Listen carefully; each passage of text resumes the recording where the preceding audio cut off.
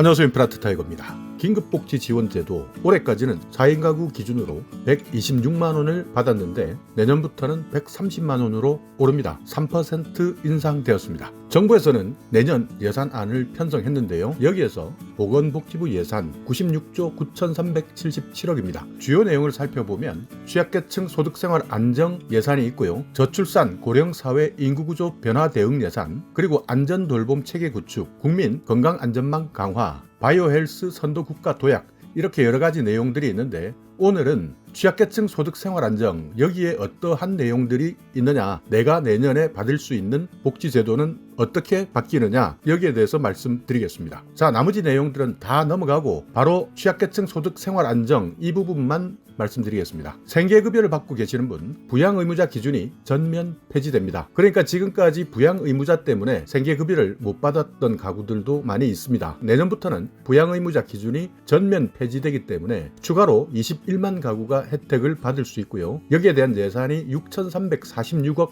편성됐습니다. 그리고 기준 주기소득 자체를 5.02% 인상시켰는데 4인 가구 기준으로 146만 2,887원 이하에 해당되면 생계급여를 받을 수 있었다면 내년부터는 153만 6,324원, 그러니까 소득 기준이 인상되면서 더 많은 분들이 혜택을 받을 수 있습니다. 의료급여 같은 경우에는 부양의무자 가구에 기초연금을 받는 노인이 있을 때는 부양의무자 기준을 폐지합니다. 약 11만 명 정도 더 혜택을 받을 수 있습니다. 의료급여 식대도 인상시킵니다. 한 끼에 3,900원 하던 것을 4,130원으로 인상시키고 MRI나 초음파 비용도 지원해줍니다. 그러니까 지금까지 MRI나 초음파 이런 비용은 의료급여에서 지원되지 않았지만 내년부터는 의료급여에서 혜택을 받을 수 있습니다. 자, 또 하나 이를 통한 자립 지원인데요. 기초생활수급자나 사상위 계층이 대상입니다. 일자리를 확대해 주겠다 하는 내용이고요. 또 급여 단가도 인상해 드리겠다 하는 겁니다. 그러니까 지금까지 기초생활수급자나 차상위 계층 자활을 하고 계시는 분, 자활 일자리 5만 8천 개에서 6만 6천 개로 늘리겠다는 겁니다. 그리고 단가를 하루 29,240원에서 56,950원이었던 것을 3120원에서 58,660원 전체 금액을 높이고 폭도 늘렸습니다. 이 내용은 전국의 지방자치단체마다 자활사업단이 있는데요.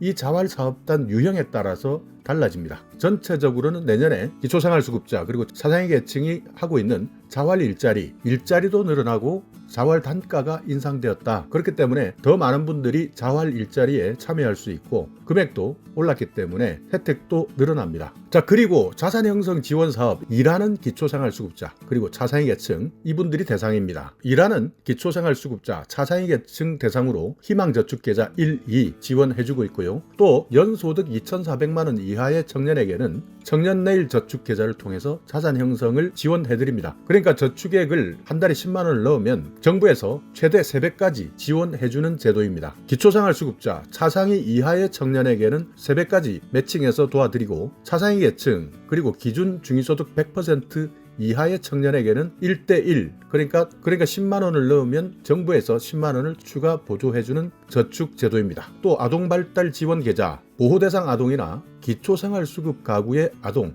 이분들에게 자산을 형성하기 위해서 디딤 씨앗 통장이라는 제도를 운영하고 있는데요. 지금까지는 1대1 지원했습니다. 그러니까 만약 5만원을 저축하면 5만원을 정부에서 통장에 넣어줬는데요. 이것을 1대2로 확대한다는 겁니다. 여기에 지원 한도까지 5만원에서 10만원으로 확대했기 때문에 내년부터는 10만원을 저축하게 되면 20만원을 입금해 주는 것이죠. 그러니까 내년부터 만약 보호대상 아동이나 기초생활수급 가구에 아동이 있다면 디딤 씨앗 통장 반드시 잘 활용하셔야겠죠. 자, 그리고 자립수당인데요. 아동복지시설이나 가정위탁보호가 종료된 청년입니다. 이분들이 사회에 나와서 취업을 하고 이렇게 살아가야 되는데 이때 안정적으로 자립할 수 있게 자립수당을 지금까지 지급해오고 있습니다. 한 달에 30만원 지급하는데요. 이 기간이 확대됩니다. 지금까지는 보호가 종료된 청년에게 3년 동안 지급했는데 내년부터는 5년으로 확대됩니다. 2년이 더 늘어나는 거죠.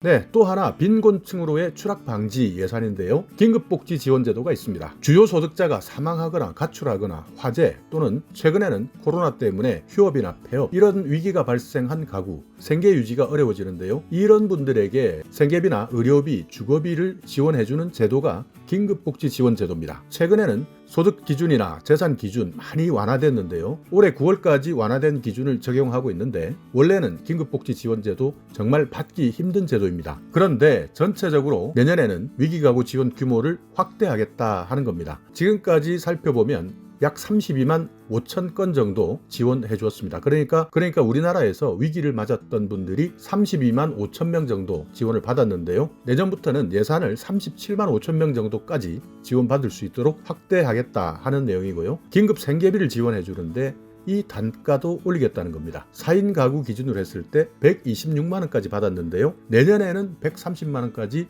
확대됩니다. 3% 인상합니다. 확대하기 이전 원래 재산 한도는 대도시일 경우에는 1억 8,800만 원 이하까지 해당됐는데 내년에는 이것을 2억 4,100만 원까지 올립니다. 금융자산도 원래는 500만 원까지인데요. 이것을 600만 원까지 올립니다. 그렇기 때문에 더 많은 분들이 긴급복지지원제도의 생계지원금을 받을 수 있게 됩니다. 상병수당 시범사업입니다. 아파서 일하기 어려운 사람, 소득 걱정 없이 상병수당을 지원해주는 시범사업을 내년부터 실시합니다. 내년 7월부터 실시하는데요. 이 내용에 대해서는 앞으로 세부적인 발표가 나오게 되면 여러분께 상세하게 알려드리겠습니다. 네, 그리고 재난적 의료비 지원. 그러니까 너무 의료비가 많기 때문에 가정이 파탄나는 경우가 있습니다. 그렇기 때문에 모든 가족이 빈곤층으로 추락해버리는데요. 이런 분들을 도와드리기 위해서 직접 부담 의료비를 50%까지 지원해 주던 것을 소득 수준에 맞게 50%에서 80%까지 지원하겠다. 그러니까 지금까지는 기초생활수급자든 기준중위소득의 200%든 정부에서 지원해 줄 때 직접 부담 의료비는 50%였는데요. 이것을 현실화시키겠다 하는 겁니다. 기초생활수급자, 차상위수급자 이분들은 80%까지 더 지원해 주고요. 기준중위소득 50% 이하는 70%, 기준중위소득 50%에서 100% 구간에 계시는 분들은 60%, 그리고 기준중위소득 100%에서 200%에는 현행대로 50% 그대로 지원해주겠다. 어려우면 어려울수록 더 지원되는 예산입니다. 그리고 장애인에 대한 지원 사업도 있는데요. 주거, 돌봄, 의료 이런 통합 서비스를 제공하는 시범 사업도 예정되어 있고요. 활동 지원을 해주는데도 대상자를 확대합니다. 그리고 단가도 인상됩니다. 발달장애인 활동 서비스 시간도 늘어나고요. 장애인 일자리도 늘어납니다. 자, 오늘 이렇게 2022년 보건복지부 예산 96조 9,377억 원, 여기에서 취약계층 더욱더 많은 혜택을 받을 수 있다. 대상도 확대되고 예산도 늘어났다. 그렇기 때문에 올해 긴급복지지원제도든 기초생활수급자든 여러 종류의 복지지원에서 탈락했다면 내년에는 올해보다 많은 분들이 혜택 받을 수 있습니다. 자, 오늘 영상 여러분께 조금이나마 유익한 정보가 있었다면요, 오늘도 구독 그리고 좋아요 부탁드리겠습니다.